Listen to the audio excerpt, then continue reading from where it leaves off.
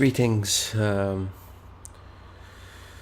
we're going to talk about objectivity and subjectivity as protection. What I mean by that is like protection tools, of course. And I've noticed this pattern in a lot of people, and usually you lean on one way or the other. But what reminds me, I was in a book discussion. Yeah, a book discussion. And we were discussing the book within this group, and somebody brought up some fact or some opinion, whatever it was. I remember the statements, but the follow-up statements to one of the people is what shocked me, and I have to role play a bit. And the character who, their response to that statement that was made is like, "You're being very subjective right now," right? And they use that to basically emphasize that their argument is correct because it is objective, and the other person has a subjective argument which is clearly inferior in this circumstance. And here's the thing: this is not true. Mainly because, trying to be as objective as possible will not get you anywhere. Meaning that, again, as I studied engineering, thinking it like the numbers speak for themselves, I was shocked to hear that you rely a lot on what is referred to as the engineering sense, which is your subjective judgment of whether the numbers are correct or not. There's no way to confirm it. You just have a feeling, a hunch. And you have to develop it, basically, a subjective hunch that tells you whether the things should be assessed or reassessed or not, because if you're going to reassess everything, you're going to take a long time, so you need to develop a feel for it. Similarly, a lot of people think just being subjective in everything you have is a good idea. The thing that comes to mind is people who watch these very spiritual videos and love will save the world type of videos, and the videos don't make too much sense, but they appeal to a certain feeling you have in you, a certain subjectivity, and the subjective desire for this to be true overtakes whatever objectivity there is. And the second you start breaking it down, you're like, oh shit, this guy's like making stuff up, right? Why do anybody listen to them? But then you read the comment section and you realize, no, a lot of people are into it. And both of these cases that I've just presented are just objectivity and subjectivity being used as protective tools to hide you from certain things, to hide you from things you're uncomfortable with.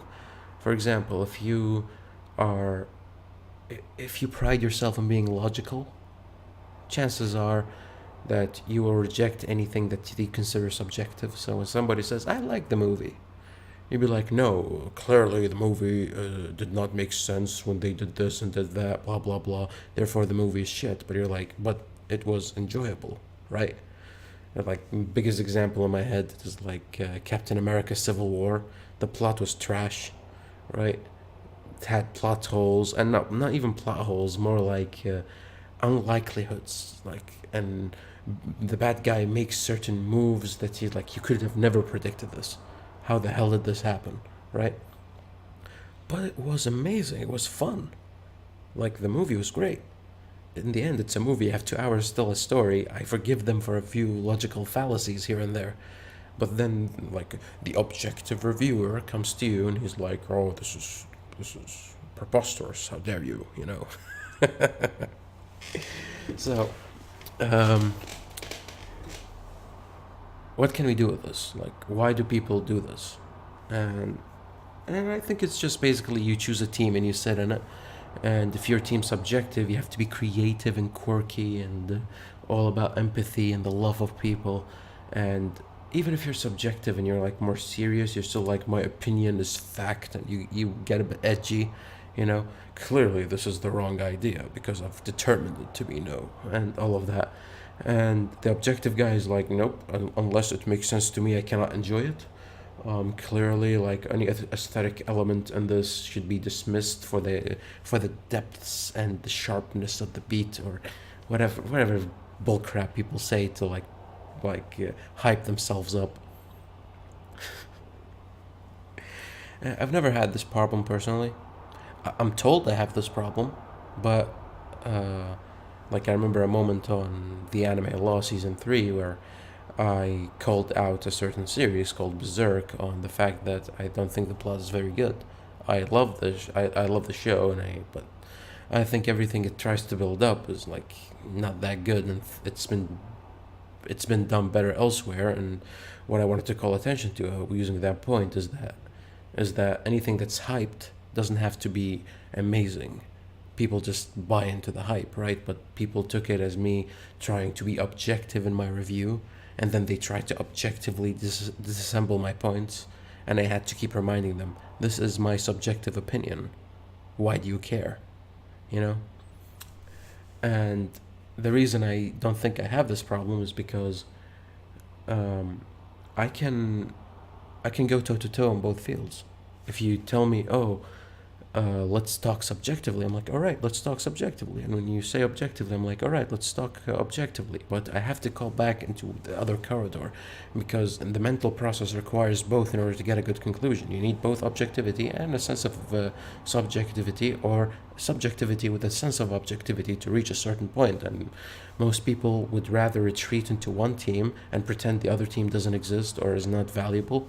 And I think that's what like is creating like a creative crisis in quality and like the arts, the humanities, whatever you want to call them. You know, like poets like, oh, like this is so deep, man. I'm like, no, it isn't. I'm like, okay, like lyrics aren't good. Um, they're basically just talking, and there is no artistic like aesthetic wordsmithing going on here to even make it good, and the point sucks. So these are four things that makes whatever you're presenting me not very good. Why are you glorifying it? Because it touched my heart so deep. I'm like, sure, I guess, but I don't see it. This is this is not very good. And I mean, the biggest example for subjectivity being annoying is the SJWs. Like, women need to be empowered, and this is our subjective opinion, but we're gonna campaign for it and pretend like it is the best thing ever, and anybody who goes against it is an idiot. And whenever you bring them any subjective analysis, any objective analysis rather, um, stats, facts, psychology, whatever it is, like psychometrics, it doesn't matter. They're like, no, you're stupid, you're against women and all they stand for.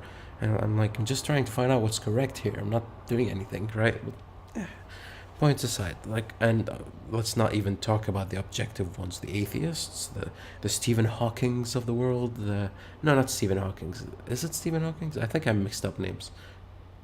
Um, Whatever that guy who made the selfish gene that every like atheist in the world like bows their head to, and like as the example of high IQ or whatever. Um, Not very good. I'm not gonna even go into why that's a disaster. Um, so yeah, in the end, what I want to say is like, don't use subjectivity or objectivity as layers of protection, rather as tools to find out what is correct, what is most correct, or even what can we get out of something. Because in the end, it doesn't matter how, using the movie analogy, how objectively bad the movie was, or how much it did not fulfill your uh, the things you wanted out of it. But what can you get out of it? So in Civil War, what did you get? A bunch of awesome fights, build up for Infinity War, blah blah blah blah. So that's what we get out of it. Let's enjoy it and appreciate it for what it is, and know its flaws, know how it can be improved, and then proceed from there. Learn something new in the end, right? But yeah, like that's my 2 cents on this issue. I hope you enjoyed it, and I'll see you on the next one.